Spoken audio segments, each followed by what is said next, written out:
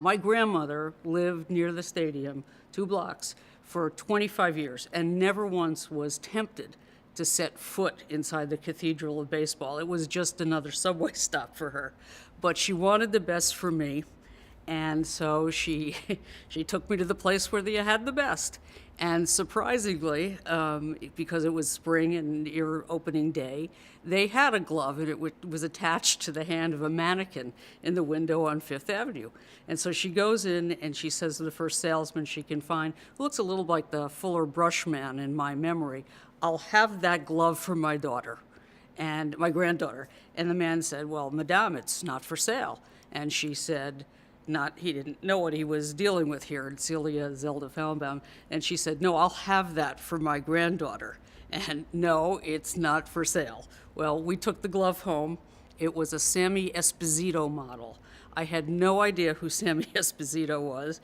Turns out he was a long-time utility infielder for the Chicago White Sox, whom I later got to know, actually, and called and told him this story. I took him home with me. I took him everywhere, including to high holiday services, which were held for my grandmother's shul in the Concourse Plaza Hotel, which was this big building at the corner of 161st and the Grand Concourse. And her congregation was fairly small, and the way things happen, as they usually do, lots of influx on the high holidays, so they needed extra seating.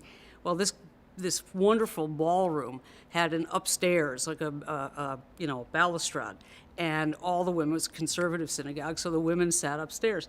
Perfect for me, because she would hide me and Sammy Esposito underneath her mink coat, which she wore even when it was 95 degrees in order to accommodate us.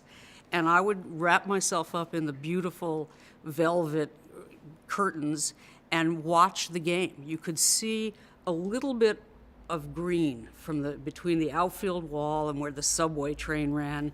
And in my childish way, I imagined I could see Mickey Mantle running hard after an unseen ball.